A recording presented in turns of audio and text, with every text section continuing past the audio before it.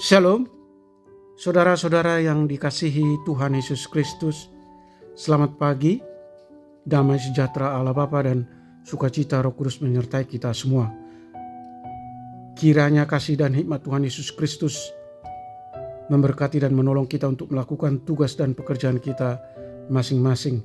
Nah, renungan buat kita hari ini, Minggu, tanggal 18 Februari 2024. Diambil dari kitab Perjanjian Lama, Kitab Mazmur pasal 25 ayat 10, dikatakan demikian.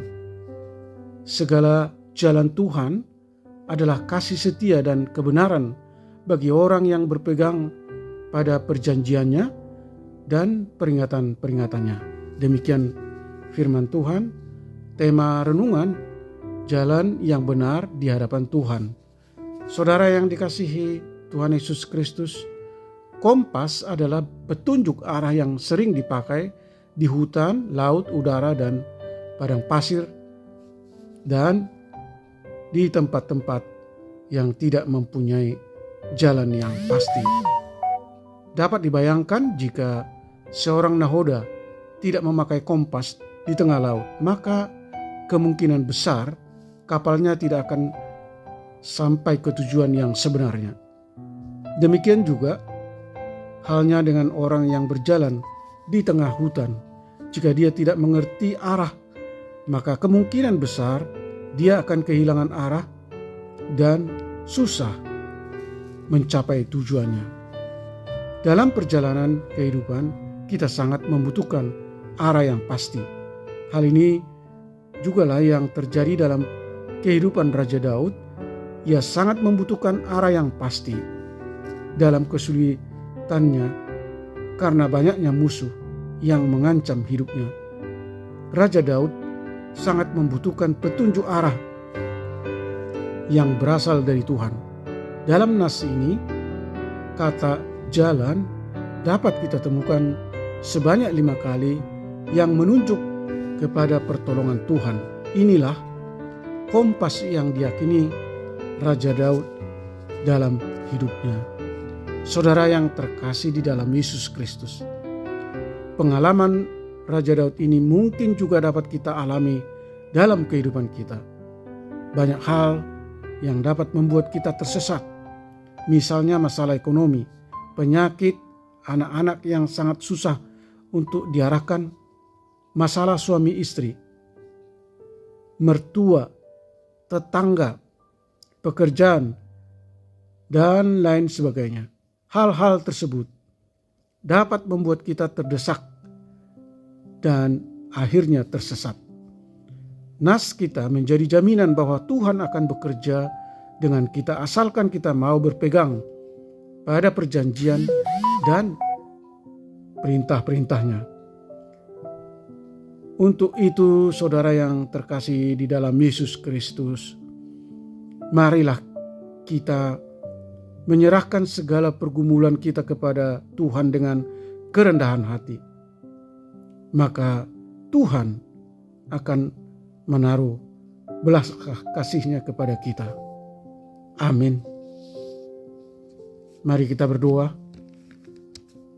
Tuhan Allah yang Maha Kasih, terima kasih atas pengajaran-Mu hari ini tentang perjalanan hidup Raja Daud yang berhadapan dengan orang-orang yang membencinya, berada dalam kondisi terdesak, sengsara, dan mengalami kesulitan karena dosa.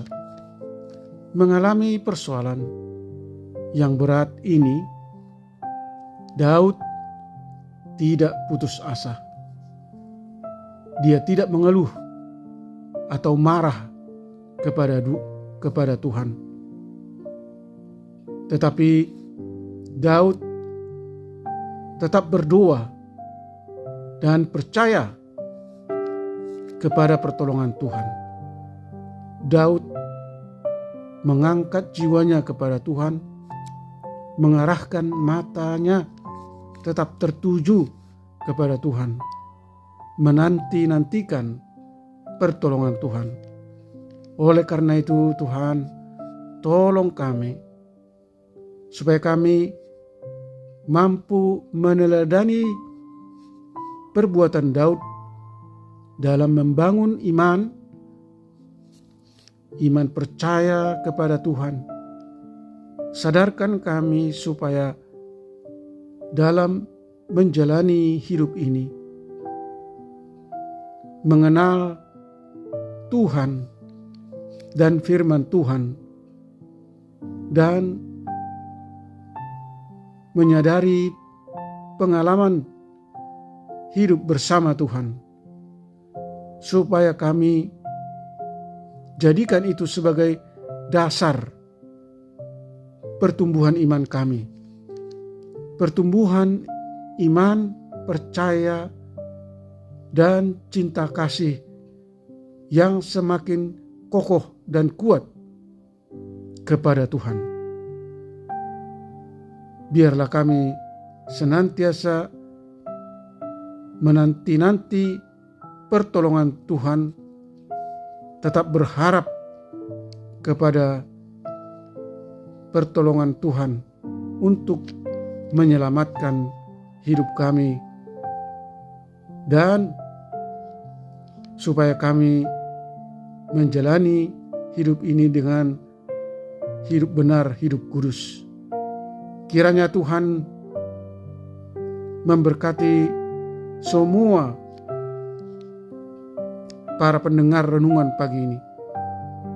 Jauhkan mereka dari segala mara bahaya. Buatlah hati dan pikiran kami tetap terpaut dan berlindung kepadamu.